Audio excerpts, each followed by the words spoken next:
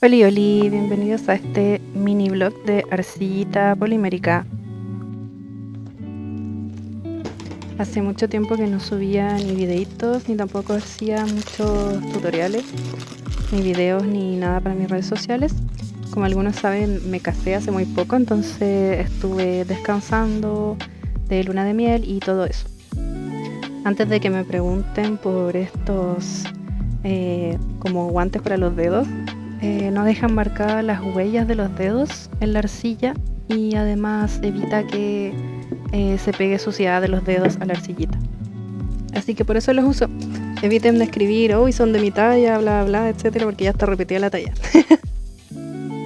Oigan, acá voy a hacer una tortita de vainilla con frutilla y ahí estoy amasando y aplanando la arcilla que tenía hace mucho tiempo y está súper seca, así que le puse un poco de suavizante para arcilla.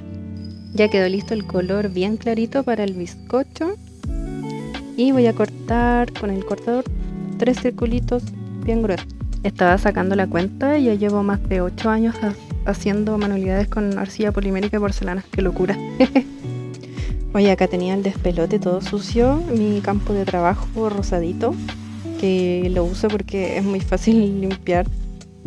Lo usan también para las uñas y son súper baratos, así que eso es lo que uso.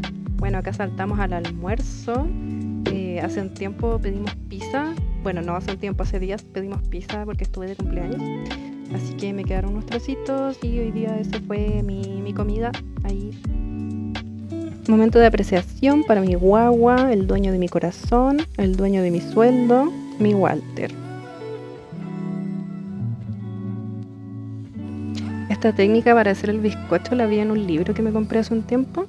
Básicamente pones los circulitos y los envuelves en esta mezcla de arcilla como color caramelo para que después al cortar los trocitos de torta parezca como que es la parte que quedó tostadita del bizcocho. La verdad hace rato que quería hacer esta técnica y esta tortita la verdad quería hacer una de arándano, pero no tenía color morado ni blanco para aclarar el morado, entonces me faltaba también arcilla blanca, así que no, todo mal. Y dije, bueno, voy a hacer con lo que tenga y tenía rosadito frutilla. Esta parte es súper divertida cuando se empieza a poner la cremita y bizcochito encima del otro.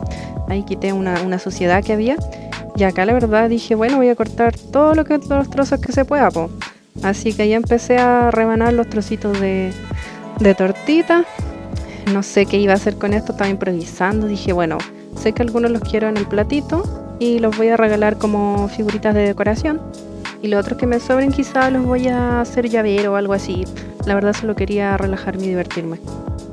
Hoy esta parte de darle textura a la cremita y al bizcocho es súper demorosa, así que lo aceleré lo más que pude, sobre todo la parte del bizcocho. Pero la verdad es que me encanta hacer comida miniatura, así que igual vale la pena. Cáchense que no me quedaba arcilla líquida, po, para hacerle crema falsa. Y dije, puta, bueno, ya fue, pues la cuestión no voy a poder seguir. Pero después encontré un frasquito que tenía arcilla líquida blanca, justamente. Y acá le empecé a echar trocitos de color vainilla para darle un poco de color amarillito a la cremita. No tanto, un poco ahí nomás. Y después nos ponemos ahí a mezclar como 20.000 horas hasta que la cuestión se mezcla y ya queda súper uniforme. Así que cuando pueda voy a tener que ir a comprarme arcilla líquida porque tenía una de hace como 20.000 años y ya tenía que renovarla. Aquí ya solo queda echar la cremita falsa en el pastelito ahí. Oye, es bien relajante esta parte, po. Bueno, y siempre que hago comida miniatura me da cualquier hambre, po. Se me antoja, así, oh no, terrible. Lo bueno es que tenía tortita en mi refrigerador porque como ya les dije estuve de cumpleaños, así que tenía 2 tortas, una que me compré y otra que me mandaron del trabajo. Vi que me habían sobrado caleta de trocitos de torta, así que dije, bueno, ¿por qué no voy a hacer unas teclitas? Pues voy a probar. Así que me puse aquí a lijar estas bases de PVT para adelgazar un poco y cuando ponga las capitas de arcilla no quede tan grueso y no tope con el teclado.